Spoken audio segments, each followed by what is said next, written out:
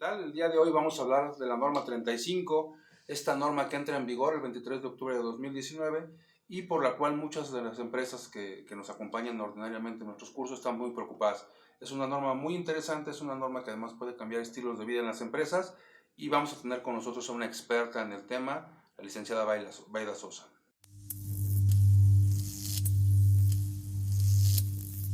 ¿Qué tal? Estamos con la maestra Baida Sosa, una experta en normas, en normatividad, normas sociales mexicanas, normas mexicanas, y que ha trabajado con nosotros en la impartición de algunos cursos precisamente de normas. Y el día de hoy vamos a platicar de una norma que está muy en boga, de una norma que todo el mundo está preocupado en la implementación, que es la norma 35, factores de riesgo psicosocial en las empresas. Bienvenida, maestra Baida. Mucho gusto de estar con usted. Me gustaría que nos platicara un poco de esta norma. Gracias por estar con nosotros. Igualmente, doctor, ¿cómo está? Muchas gracias por la invitación y es un placer hablar un poquito acerca de esta norma. Bueno, pues yo quisiera empezar comentando que la norma 35 de la Secretaría del Trabajo y Previsión Social del 2018 obedece a toda una historia y quisiera hablar un poquito acerca de esa historia de manera general. Claro. Habla acerca de lo que son las relaciones laborales. Si nos podemos saber un poquito sobre la historia, desde los años más o menos 2540, ¿no? Donde ya existía a lo mejor las organizaciones que armaban una pirámide, porque ya existían las relaciones laborales. Obviamente eran bajo sistemas y mecanismos de poder más que de trabajo. Entonces han pasado 2570, viene una nueva era, han pasado 2000 años. Estamos hablando de 2570 antes de Cristo. 2570 antes de Cristo. Okay. Más 2000 años que van ya, pues llevamos 5570 años de experiencia en relaciones laborales. Pero lo más interesante es que hasta el año de 1950 se crea la Organización Internacional del Trabajo. Entonces, obedeciendo, esta institución se crea a nivel mundial, obedeciendo a las necesidades de seguridad laboral que necesitaban las personas. Entonces, ahí empieza lo que es el Departamento de Recursos Humanos y no es más que hasta 1980 que se crea ya la necesidad de introducir los términos de riesgos, factores de riesgo psicológico en la organización. Porque se crean o se detectan, porque el riesgo siempre digo, creo que desde la revolución industrial que detonó la relación laboral, esto ha sido una creciente demanda de más y más tiempo del trabajador, de mayores elementos que evitan que el trabajador cumpla con ciertas condiciones. Pero entonces en 1980 es cuando se detecta que... Yo creo que ni siquiera se detectan, se detectaron desde antes y se detectan desde siempre, porque el ser humano siempre hemos tenido esa capacidad de decir qué es lo bueno, qué es lo malo, estoy siendo tratado bien o no. Pero se le da importancia, vamos a ponerlo así. 1980 se le da importancia a nivel mundial.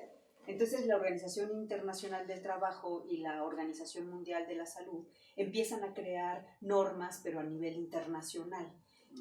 Una vez creando estas normas, muchos países se suman y algunos de habla hispana, por ejemplo España o Chile, por ejemplo, empiezan a hacer muchas actividades para poder tomar acciones y medidas en contra de estos mecanismos de trato o de maltrato en las relaciones laborales.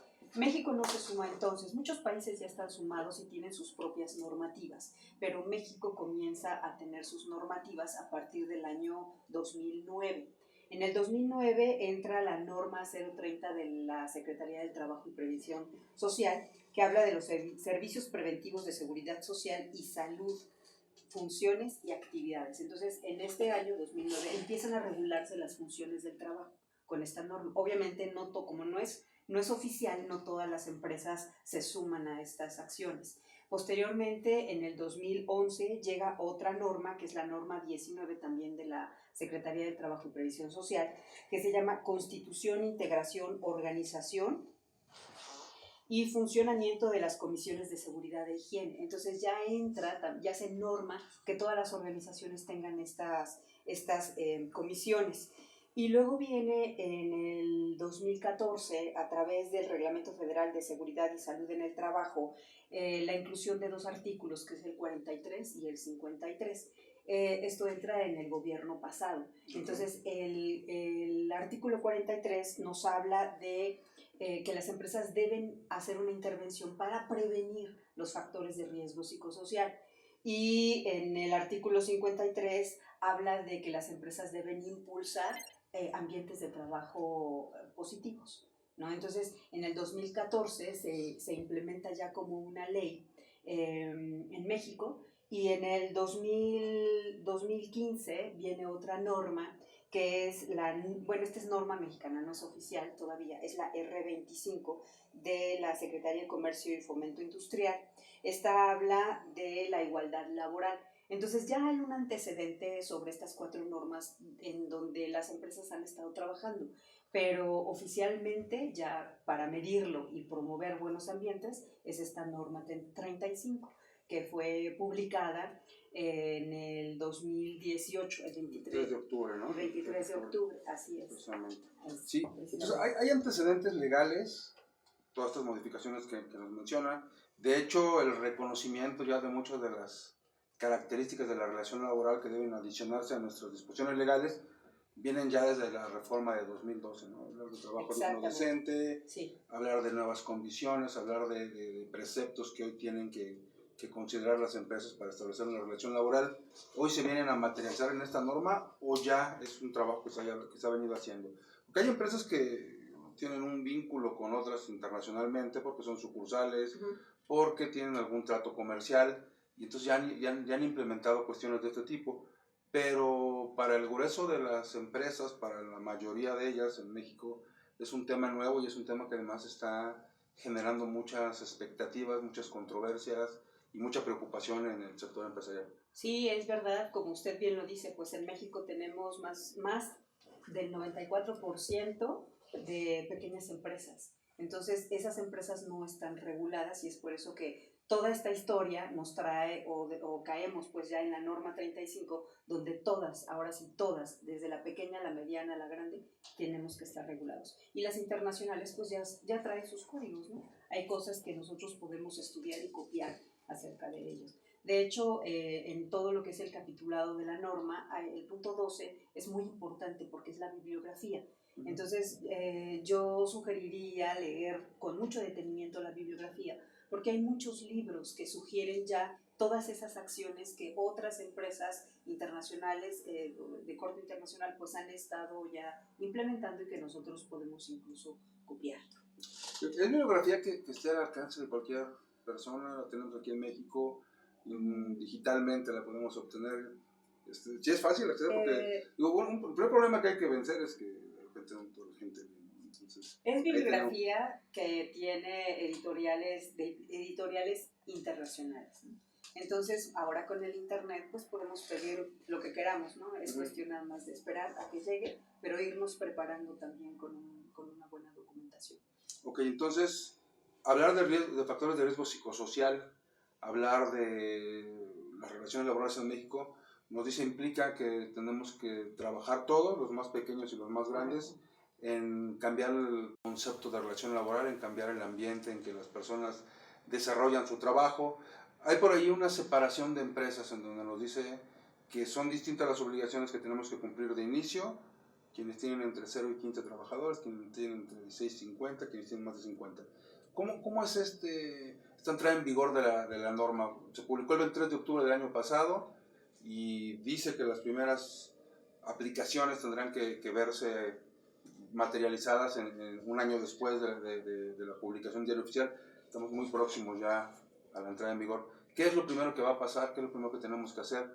¿Qué es lo que las empresas tienen que empezar a trabajar para que la norma sea debidamente implementada? Ok, bueno, yo veo aquí 3 preguntas. La primera es, ¿cuál sería muchas preguntas. Sí, es que hay muchas preguntas además, ¿no? Sí, es correcto. 3 se me hace un poquito, ¿no? Todavía. Sí, es correcto. Okay. Pero bueno, focalizando un poco esta intervención, vamos a hablar de 3 preguntas. ¿Cómo se dividen las empresas y a qué tienen que atenerse cada una de ellas? La otra sería hablar acerca de... esas guías, ¿no?, de intervención, cómo se aplicarían. Vamos a hablar acerca de los transitorios. Esta norma trae 2 artículos transitorios que dicen que se publica en 2018 y como aplica para las normas oficiales, estas entran en vigor un año después. Entonces, esta iniciativa va a aplicar el 23 de octubre de 2019 solamente ciertos artículos, que esta norma se divide en dos partes. Una es la identificación, el análisis y la prevención, ¿no?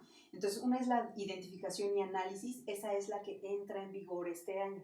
Entonces, todos tenemos que aplicar cuestionarios y empezar a hacer acciones en nuestras empresas. Pero la segunda parte, el otro transitorio, dice que hay otros artículos que entrarán a los 2 años, es decir, el 23 de octubre del 2020. Y esos tienen que ver básicamente con la prevención y los métodos, ¿no?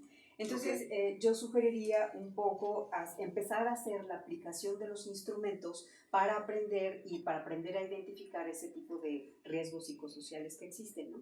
Posteriormente empezaremos a hacer como una práctica a través de la experiencia de todos los demás, de medidas de prevención y ya de aplicaciones, ¿no? Para la corrección. Me van a analizar e identificar. Sí. Y decía entre las preguntas que venían implícitas en la que yo hice, la magnitud de las empresas. Okay. Que entran obligaciones, pero no es igual para todos. No es igual para todos. Esto obedece a que pues, las empresas pequeñas están llamadas en esta norma de 0 a 15 personas. Entonces, de 0 a 15 personas existe todavía un control, no hay un descontrol de los ambientes organizacionales. Aunque pudiera haber, por ejemplo, alguna persona que utilice más su cuota de poder que, por ejemplo, que su cuota de función, o podría salir a lo mejor un líder informal, pero es más controlado, ¿no? Por los demás en una empresa. Pero cuando ya va siendo más grande, la siguiente división es de 16 a 50 personas. Hay otra división más que hace de 51 a 105 y luego de 105 a más. Entonces, para cada una de estas divisiones aplican diferentes artículos y aplican también diferentes guías. Entonces, por ejemplo, hay 5 guías de intervención para hacer lo que es la identificación y el análisis. Y para estar claros con la gente que nos escucha y conmigo mismo, ¿qué son esos conceptos? ¿Qué son las guías de control? ¿Qué son? Ok. Porque de repente esa parte es lo que tenemos que entender, ¿no? Sí. Bueno, el objetivo que tiene esta norma es servir como un instrumento de trabajo para hacer esa identificación de factores de riesgo psicosociales. Y hay un capítulo de definiciones. ¿Qué son los factores de riesgo psicosocial? Que hemos oído hablar y casi lo identificamos con estrés y con malos ambientes laborales. Sí. Pero expresamente, ¿qué es? Bueno, un factor de riesgo psicosocial principalmente son aquellas acciones que se hacen en esos grupos de trabajo que provocan daños a la salud en el trabajador. Entonces, estos factores de riesgo psicosocial, la norma los divide en 3. Uno son de infraestructura. Entonces, la empresa tiene que proporcionar ambientes físicos saludables, que fuera de riesgos, ¿no? Y de peligros. Entonces, ese es el primer factor que se mide. La parte, digamos, de la esfera física de los empleados.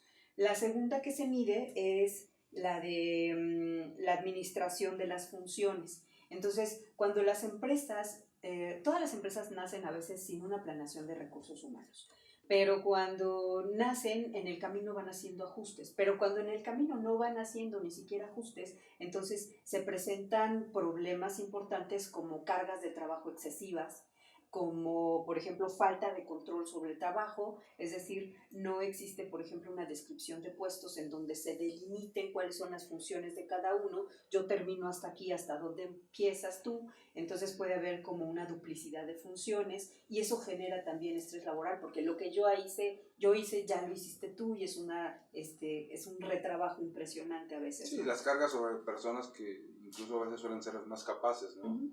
Le van delegando más funciones y más funciones. Sí, es correcto, ¿no? O esas también, las cargas de trabajo excesivas, que es, bueno, también lo puede hacer. Quitamos a uno y que lo hagan, y entonces empiezo a repartir sin una planeación, y eso genera la parte del estrés en los trabajadores. También las jornadas de trabajo superiores a la ley también generan esa parte del estrés laboral.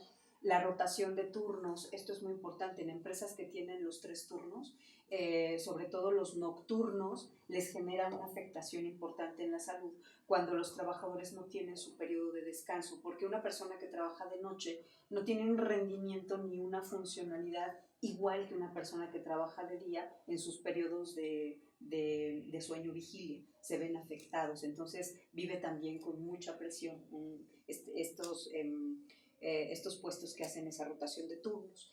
También tenemos horarios largos y de por sí una ciudad bastante complicada en distancias, en tráfico. Tenemos también una intervención importante en las relaciones de familia. Entonces, normalmente las personas vivimos el fin de semana corriendo a hacer el súper, ya no voy al cine, ya no quiero ir aquí, ya no quiero ir a...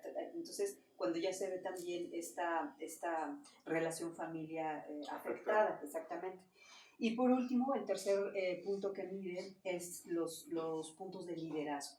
Entonces, muchas veces los líderes en las empresas suben o son promovidos a través de que haces un buen trabajo, pero te paso de un punto en donde tú eres el líder en tus funciones a un punto donde pasas de cero, ya no sabes hacer el trabajo, pero tampoco te capacito. Entonces, de una manera intuitiva, el líder de nuestras organizaciones va llevando al personal y va copiando algunos otros modelos sin que sean como los mejores. Entonces, esto cae sí, o va a veces, creando los propios. Sí, ¿no? o va creando los propios a como puede, ¿no? A como entiende que es o a lo mejor si su grupo de trabajo es muy rudo, vamos a llamarlo no técnico, sino rudo, no lleva las instrucciones, a lo mejor lo hace a través de la violencia y entonces ya entra la violencia laboral, empieza la amenaza, empieza la agresión, entonces se convierten en un líder negativo o a lo mejor también un liderazgo negativo, ¿no? O también a lo mejor en vez de usar la cuota de poder social, utiliza la cuota de poder personal, ¿no? Queriendo obligar.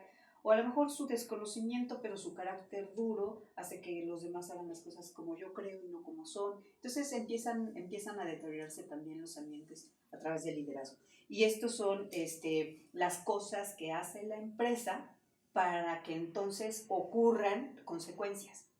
Las consecuencias que trae todo este desorden, desconocimiento y desorganización, caen primero en el estrés laboral, como bien dijo, ¿no?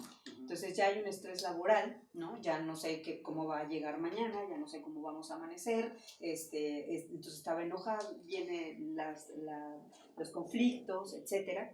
Después hay otra consecuencia importante que se llama el síndrome de burnout, burnout o el síndrome del quemado, así se llama. Esto es un conjunto de síntomas que se presentan cuando las personas, por ejemplo, están muy cansadas, ya no tienen capacidad, por ejemplo, para pensar, ¿no? Para desarrollar. Es la gente que se queda dormida todo el tiempo, incluso la boca, por ejemplo, hay deshidratación, la boca está seca, la lengua pastosa y las personas se sienten prácticamente quemadas, que ya no dan el ancho, ¿no? Esta práctica de no tener vacaciones, de no dar descansos suficientes, etc. También hay otro factor o otra consecuencia importante que le llamamos moving.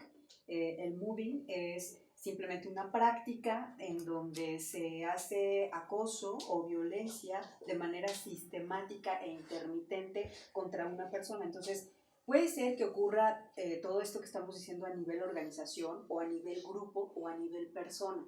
Entonces un grupo puede ponerse con estas prácticas de moving contra una persona y la persona que lo está viviendo... El equivalente al bullying, pero en el ámbito laboral. ¿No? Es correcto.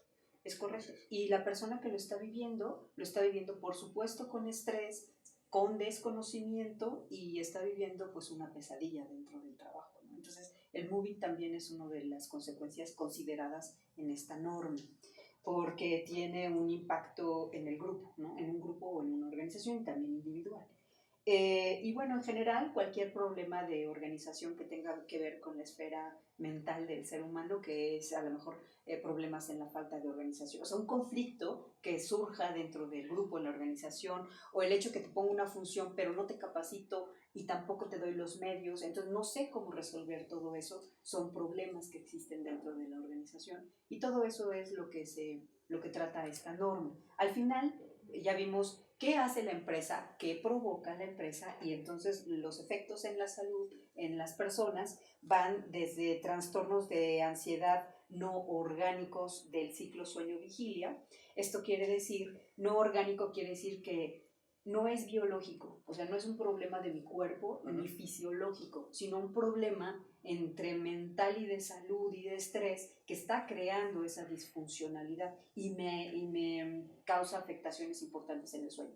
Ya no puedo dormir, duermo poco y eso produce que al otro día llegue yo cansado y entonces es un ciclo que no acaba nunca. Otra de los efectos en la salud es el estrés grave, ¿no? Mucho estrés, esta situación continuada por años, la adaptación falta de adaptación derivado de las funciones del puesto, es decir, me dan un puesto efectivamente que a lo mejor o no sé hacer o nunca lo he hecho, no tengo precedentes y lo mismo, entonces no me puedo adaptar o las personas que están por ahí también pueden verse, se sienten afectadas que voy a perder mi poder, entonces no te doy información, me la guardo. Sí, que es un tema que ha existido toda la vida, ¿no? Toda la vida. Si hay gente que cree que el poder es... Conocimiento es poder. Conocimiento es poder, que es una realidad, pero al final del día conservar todo el conocimiento a veces incluso va en contra de la persona misma, ¿no? Exactamente. Entonces yo en el trabajo, cuando ya no me dan, cuando ya no me dicen, cuando me quitan, todo eso pues a mí me causa estrés y no me puedo adaptar, a lo mejor no me dejan que me adapte, el grupo no deja que me adapte. Y otro que es muy importante en esta norma es la exposición a eventos traumáticos severos, es decir, que las personas por la naturaleza del trabajo tengan Sí, hayan sido testigos de algún evento grave, un accidente, sí, una muerte. Sí, exactamente. O que manejen ciertas herramientas donde hayan visto cómo sus compañeros se cortan los dedos, etc. Entonces también eso hace que la persona deje de rendir y deje de producir, porque todo el tiempo está recapitulando sobre el accidente y no lo puede superar. Entonces eso hace que su nivel de productividad... ¿Y estos eventos traumáticos contemplan lo que pasa dentro y lo que pasa afuera? Porque dentro de las definiciones que establece la norma dice, pues puede ser una muerte, puede ser un accidente grave, pero puede haber sido un asalto, puede haber sido un secuestro, puede haber sido... Correcto. Que hoy ocurre en las empresas, ¿no? Que de repente entran y los delincuentes toman a un grupo importante de la empresa, etc. Sí. Todo eso es parte de los eventos traumáticos. Ajá, sí, porque depende de la infraestructura, la seguridad, dependiendo de las actividades, ¿no? Si se maneja dinero, ¿no? El grado de riesgo que tiene, qué medidas se toman de seguridad. Entonces, si ocurre dentro, es parte de. Claro. Es parte de. Entonces, es algo de lo que la empresa tiene que poner acciones para reducir todas estas afectaciones, consecuencias y afectaciones a la salud del empleado. Ok, entonces esta norma, entiendo por el contexto que vamos desarrollando, que lo que trata es de identificar en primer término cuáles son los factores de riesgo psicosocial, cuáles son todas esas afectaciones que puede tener el trabajador, cuál es el nivel de participación de la empresa y entiendo de sus líderes también. Sí. Y luego, ¿qué tenemos que hacer? La primera fase, decía, la que entra en vigor ya en octubre, es hacer una identificación y diagnóstico. Es correcto. Entonces, esta norma provee de 5 guías principales. Ahora sí que la 1, la 2, la 3, la 4 y la 5, ¿no? Así es. Entonces, la 1 es un cuestionario pequeño, es una hoja que se le aplica a todos los empleados que conforman la muestra, porque vale decir que de 1 a 15, en las empresas de 1 a 15 es una persona la muestra. De empresas de 16 a 50 son 3 personas, 2 personas, y en empresas de 50 a 105 son 3 personas, y de 105 en adelante es una persona por cada 35. Entonces, cuando ya llegamos a 140 son 4 personas. Entonces se aplica la primera, es una muestra nada más, no es que se aplique a todos o se debe aplicar a todos, se puede aplicar a todos, pero la norma obliga a 1, 2, 3, 4, ¿no? Personas, y de ahí para arriba cuando son de 105 o más. Entonces estas guías, la primera obedece a medir esos riesgos traumáticos severos. Entonces, con el primer cuestionario vemos si existen esos riesgos traumáticos severos. La segunda guía obedece principalmente a medir los factores de riesgo psicosocial que ya mencionamos, los de infraestructura, los de administración de las funciones y los de liderazgo. La guía, pero esta es para empresas de 16 a 50. La guía tercera es una guía que también mide estos tres factores, pero es más completa. Entonces, a todos se les aplica la 1, pero a las empresas ya empiezan a aplicársele de manera diferente. La cuarta habla de cómo se establece o cómo se conforma una política de prevención de riesgos psicosociales, porque todas las empresas están obligadas también a generar una política para evitar ese tipo de riesgos psicosociales, ¿no? Y la guía 5 es también una hoja corta en donde aparece y donde se escriben todos los datos del trabajador que fue evaluado. Entonces, esta es la manera en la que se efectúa el proceso, la parte de identificación y análisis. Entonces, estas guías pues tienen una forma de respuesta binaria, sí, no, sí, no. Entonces está la situación, sí, no, sí, no. Y cada respuesta se va evaluando también hasta que al final obtenemos un diagnóstico de cada uno de esas tres categorías. Entonces ya podemos determinar si existen ese tipo de problemas y en dónde específicamente. Si en cargas de trabajo, si en funciones excesivas, si en desorganización, y se hace un diagnóstico. Entonces, en la segunda fase, la empresa tiene que implementar acciones, un plan de trabajo que eliminen y que mejoren esa parte en la que ella contribuye. Desde su perspectiva, ¿eso tendría que ser una norma de cumplimiento por el mero hecho de la disposición publicada en el diario oficial, o tendría que ser una norma de cambio en las empresas? Porque a mí me parece cumplir con las guías cuando tengo 15 trabajadores, una muestra de una persona, y luego cuando tengo hasta 50, tener 2 personas evaluadas. ¿Realmente será un indicador que haga un cambio en las empresas? Pero al final del día creo que tiene bueno, no creo, así es, tiene su grado de realidad y de certeza esta norma, en donde sí cambian las condiciones de una empresa cuando se someten a estos riesgos, ¿no? ¿Será de cumplimiento? Bueno, yo creo que... ¿O es una posibilidad incluso de cambiar? Yo creo que México todavía no está preparado para hacer estos cambios y la norma es, porque hay que hacer un cambio de cultura completo. A veces la cultura de control funciona, ¿no? Pero obviamente hay países que tienen ya otra cultura, otra mentalidad y buscan que las personas estén bien, y las personas nos convertimos en personas productivas, pero a veces también como trabajadores no damos lo que tenemos que dar y vamos haciendo abusos a través del tiempo, y a veces existen en México culturas del no pasa nada, y pase lo que pase, no pasa nada. Entonces hacer un cambio yo creo que va a llevar un tiempo, pero el que sea para uno o para 2 personas de acuerdo al tamaño de la empresa, yo creo que la introducción es buena, ¿no? Si usted me pregunta, mi opinión es, ojalá se le hicieran a todos, porque eso ya es una buena muestra. Es que yo identifico lugares comunes en todas las empresas.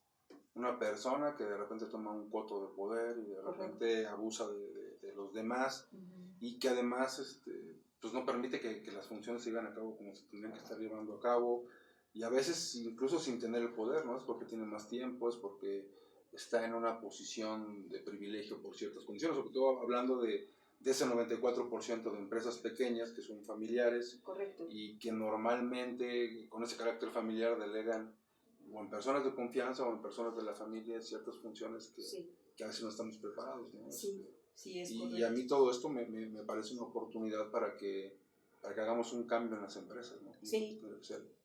Ser importante, ¿no? Sí, sin duda es una oportunidad muy interesante. Yo como profesionista pues estoy muy contenta de su entrada, y todavía escuchamos, no necesitas un psicólogo, no necesitas un psiquiatra, y a lo mejor necesitarás un médico, pero esto ya abre, o sea, hace un rasgo, o sea, de rasgar ya los mitos que existían antes, ¿no? Donde o los poderes que existen ahora, donde no puede entrar la psicología, donde no puede entrar el entorno individual de una persona, ¿no? Donde dicen, pues aquí no pasa nada, y a mí se me hace que eres tú quien necesita la atención. Es como ambientes muy escondidos, muy viciados. Sí, siempre ha sido así. Siempre ha sido así. Así tiene que seguir y siendo. seguirá un tiempo todavía, ¿no? Hasta que sigamos desarrollándonos. Pero bueno, ya entramos. Ok, entonces, 23 de octubre de 2019 tendríamos que tener una evidencia. ¿Habrá que recurrir a una certificación, a una evaluación? ¿Qué es lo que hay que hacer ahora? Bueno, el capítulo 9, el documento como está elaborado ya puede utilizarse tal cual. O sea, es muy noble y amigable, se entiende, sí, muy amigable, se entiende perfectamente si hace uno una buena lectura y a lo mejor tiene algo de experiencia en aplicación de instrumentos, un poco de estadística, etcétera. Es muy amigable. Y se puede entrar. A partir del 23 de octubre, o sea, tenemos que estar todos preparados y empezar a hacer nuestras primeras aplicaciones, ¿no? Nuestros primeros pininos. Y después empezar a hacer un poco de qué cosas podríamos empezar a cambiar, ¿no? Porque también a veces esos cambios lo que ocurre es que traen retrocesos en la productividad, porque el quitar, no se trata de quitar personas, ¿no? Pero a lo mejor si se tomara esa decisión, entonces traería también problemas en la productividad, ¿no? De alguna manera mantengo yo el control, pero bueno, hay que buscar las formas para hacerlo igual, mejor y diferente, ¿no? Okay. Tomando en cuenta la salud del trabajador. Ok, entonces ahorita va a estar en estas primeras evaluaciones. Sí. Los costos de un proceso de estas características, ¿es un proceso caro? ¿Es un proceso accesible? No, yo creo que es un proceso accesible y los costos son mínimos. Porque, por ejemplo, los cuestionarios, una vez dándoles formato, se pueden meter en un Word, hacer las impresiones, meterse a un Excel o incluso hacerse un pequeño programita muy sencillo, si la empresa tiene estos recursos de tecnología propios, y rápido se llega al diagnóstico, ¿no? Entonces, esto está normado para hacerse cada año. Yo incluso propondría que se pudiera hacer a lo mejor cada cuatrimestre, ¿no? Y si la empresa tiene mucha rotación, pues entonces hacerlo también de acuerdo a la rotación de personal que exista, ¿no? Ok, entonces no es un costo significativo. ¿Quién puede hacerlo? ¿Qué debemos tener como soporte? Porque creo que una de las partes fundamentales de la preocupación que tiene toda la gente va a llegar a la Secretaría del Trabajo y nos va a empezar a multar. Okay. ¿Qué tenemos que generar como evidencias? ¿Serían evidencias también como...? Sí, vamos a hablar un poquito acerca del proceso. La Secretaría del Trabajo y Previsión Social es la encargada de hacer la verificación. O sea, va a haber verificadores, pero aún todavía no está publicado quiénes son, dónde son, cuáles son las reglas, ni en qué momento van a venir a hacerlo. ¿Quién puede aplicar este proceso? Yo sugeriría que lo aplicara la persona que lleva las funciones de recursos humanos. A veces el contador en las empresas es quien lo lleva, ¿no? O también a lo mejor los dueños, ¿no? Que tuvieran también retroalimentación de este proceso. Vuelvo a repetir, es muy sencillo, habría que o tomar un curso breve o leer perfectamente bien la norma. No sé si valga aquí el comercial, pero nosotros aquí vamos a hacer este curso en donde vamos a darles incluso el software en Excel, donde pueden ya vaciar los resultados y sacar el diagnóstico, ¿no? Y de acuerdo al diagnóstico, a lo mejor posteriormente hagamos alguna otra intervención en qué cosas puedes hacer o cuáles son las mejores prácticas de acuerdo a al análisis previo y a lo encontrado, que se han hecho en otros lados, sobre todo van a ser otros países, ¿no? Que se han hecho en otros países. Entonces, podemos trabajar los contadores, los que llevamos esta parte de recursos humanos. Es rápido, ¿no? Vuelvo a repetir, no es costoso. ¿Quién lo va a hacer? ¿Qué evidencias van a quedar de todo este proceso para enfrentar un procedimiento con la Secretaría del Trabajo y Previsión Social? Que no sé, creo que así está entendido, no va a venir específicamente buscando esto, sino todas las demás normas vinculadas, ¿no? Las de medio ambiente, laboral, seguridad y higiene, etcétera, etcétera. Creo que es un proceso integral, ¿no? Hoy la punta del iceberg es la norma 35, pero creo que la Secretaría del Trabajo puede ir por muchos más conceptos que la simple norma 35, ¿no? Es correcto. La Secretaría, la norma 35 dice que se aplica una vez al año, ¿no? Obviamente si es a una persona en una empresa de 1 a 16, pues el trámite es rápido, para cumplir con la norma es rápido y es fácil, vamos, ¿no? Ya si uno quiere meterse un poquito más y aplicárselo a todos, pues entonces estará ganando experiencia y conocimiento. Dice también la norma que es una vez al año que nos van a verificar y es la misma secretaría. Las evidencias que se tienen que recolectar, puede ser la evidencia que va a revisar la secretaría, puede ser documental, puede ser una entrevista o puede ser todos los reportes que se generen alrededor. Entonces, una vez que la empresa aplica los cuestionarios, obviamente tiene los cuestionarios como evidencia, los guardamos, ¿no? Si hacemos algún curso, por ejemplo, de liderazgo, pues entonces guardamos también, como lo hacemos ya normalmente, las constancias firmadas por los que participaron en los cursos. Si hacemos un plan de trabajo, entonces ese plan de trabajo tiene que estar documentado y esas hojitas meterlas al expediente. Si hicimos algún otro tipo de acciones, entonces ese tipo de acciones, por ejemplo, la comunicación de la norma, la política, que es la que se tiene que, la política va al expediente. La política firmada por cada uno de los empleados va al expediente. ¿Qué más puede quedar como evidencia? Cuando se hace el primer cuestionario, la guía 1, que es la identificación de trastornos severos, entonces en ese caso y a nivel individual se hace un tratamiento psicológico o una terapia a esa persona.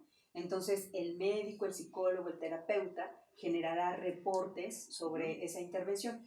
Primero, cuando se detectó, el empleado tiene que hacer un escrito de todo lo sucedido. Eso va a la evidencia. Cuando se manda el tratamiento, también se emiten reportes y eso va a la evidencia. Entonces, todo lo tratamiento que tendría que ser particular, sí, una institución de seguridad social sí, pública, ¿dónde puede ser? Así es. En el caso de acontecimientos traumáticos severos, que salga positivo, ya tiene que ser tratado por alguna institución pública o alguna institución particular, médico, psicólogo, psiquiatra, dependiendo de la gravedad.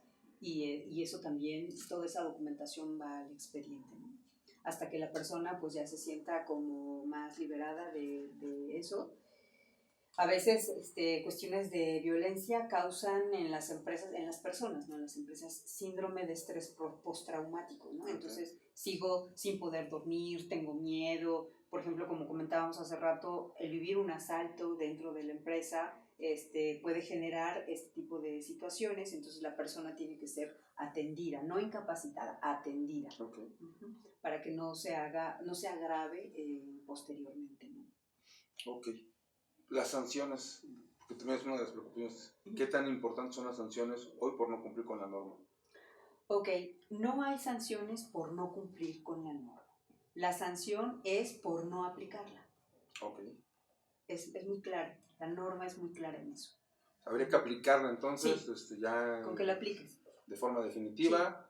Sí. No hay que certificarse entonces, al momento todavía no hay un organismo certificador para valorar los alcances del concepto. Sí.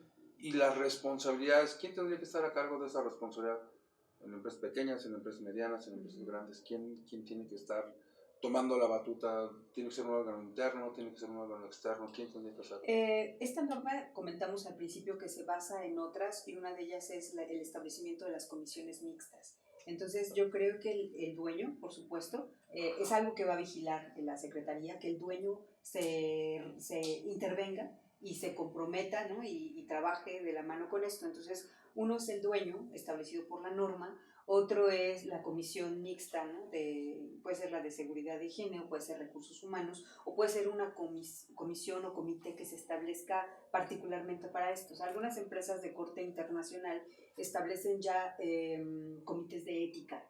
Entonces, dentro de las acciones que estas empresas llevan, son buzones abiertos, totalmente confidenciales y funcionales, ¿no? O sea, sí funcionan, en donde cualquier persona puede, de manera anónima o no, dar su queja y el comité la toma y la resuelve. Son los canales de denuncia que además deben tener ciertas características muy particulares, ¿no?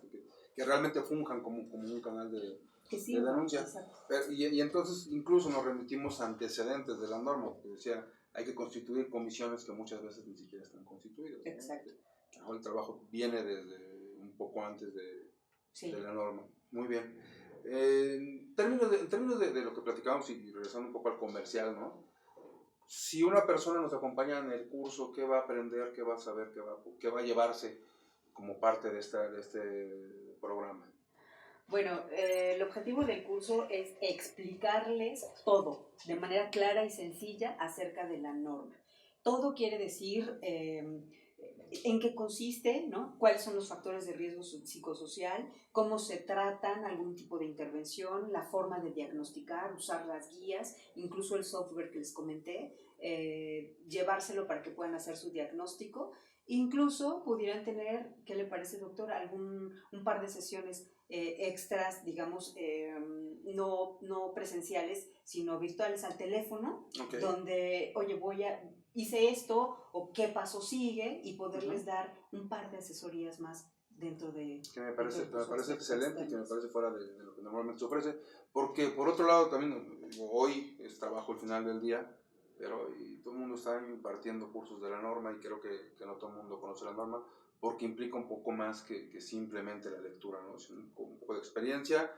La maestra Baida tiene una expertise en normas mucho antes de esta norma, ¿no? Mucho antes de simplemente hablar de la norma 35, ya usted ha trabajado y ha implementado normas, ¿no? Entonces creo que ese es un valor agregado importante para este curso.